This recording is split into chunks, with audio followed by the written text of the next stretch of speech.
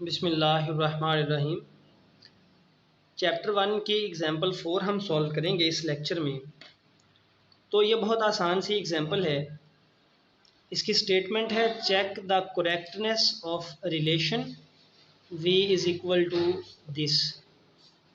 ये जो फार्मूला है हमने इसकी करेक्टनेस चेक करनी है, जबकि v यहाँ पे स्पीड है, f फोर्स है, l लेंथ है और m मैस है।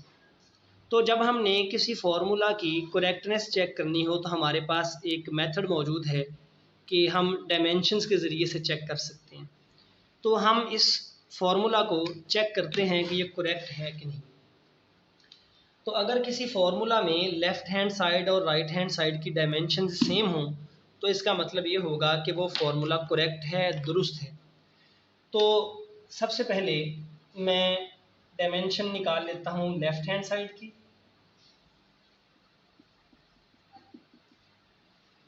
लेफ्ट हैंड साइड की डायमेंशन होगी वेलोसिटी की डायमेंशन। लेफ्ट हैंड साइड पे वेलोसिटी है और वेलोसिटी को हम डिफाइन करते हैं rate of change of displacement. जब भी हमने एक डिराइव्ड क्वांटिटी की डायमेंशन लिखनी हो तो उस डिराइव्ड क्वांटिटी को, उसके फार्मूला को कन्वर्ट करते जाएं बेस क्वांटिटीज़ में।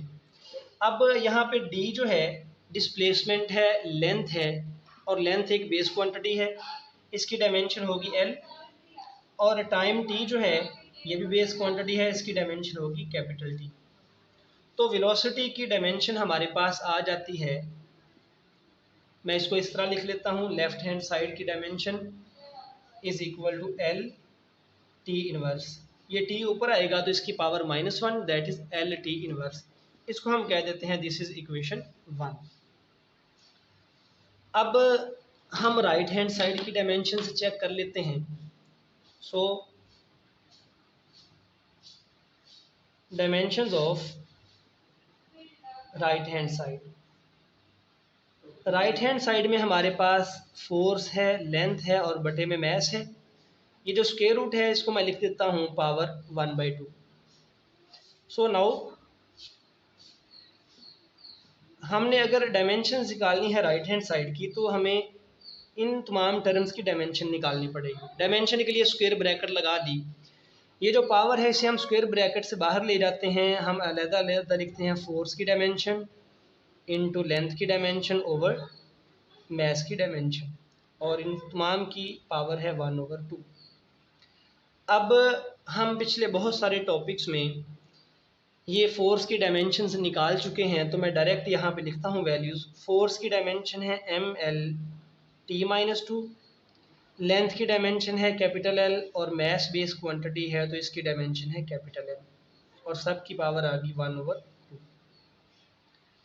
अब हम तमाम ब्रैकेट्स को एक सिंगल ब्रैकेट बना के लिखेंगे कंबाइन करके, तो हमारे पास ये टर्म्स बन जाएंगी mL_t-2।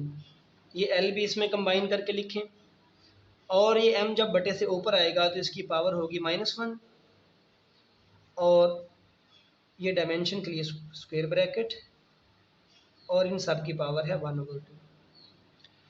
हम इसको फर्दर अगर सॉल्व करें तो हम देखते हैं इधर m इसकी पावर 1 और ये m की पावर -1, तो 1 - 1 ये l और ये l मिलके l², और ये t की पावर है -2, सब की पावर 1/2। तो ये m की पावर 1 - 1 0, m की पावर 0 है, l की पावर 2, t की पावर -2, और ये 1/2। m की पावर 0 का मतलब है 1, तो ये तो ख़त्म हो गया। ये l की पावर 2 और 1/2 और -2 और 1/2 ये कट जाएंगे, तो ये बन जाएगा l t इनवर्स। ये पावर्स इस बाहर वाली पावर से कट गई, तो इसे हम कह देते हैं दिस इज इक्वेशन 2। अब ये डायमेंशन है राइट हैंड साइड की, ये डायमेंशन है लेफ्ट हैंड साइड की। हम अगर इक्वेशन 1 और 2 को कंपेयर करें तो हम ये देख सकते हैं कि हमारे इस केस में 1 और 2 को कंपेयर करने से हमारा रिजल्ट आता है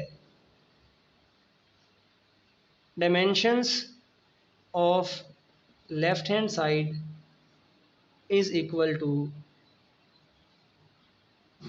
dimensions of right hand side.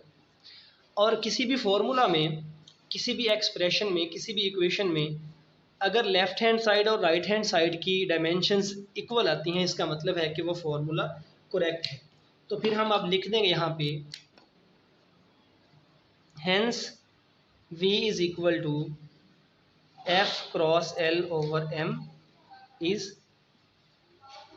Correct. तो ये हमने चेक कर लिया with the help of dimensions कि जो हमसे पूछा गया था कि बताएं कि ये फार्मूला करेक्ट है या नहीं, तो हमने चेक कर लिया कि ये एक दुरुस्त फार्मूला है।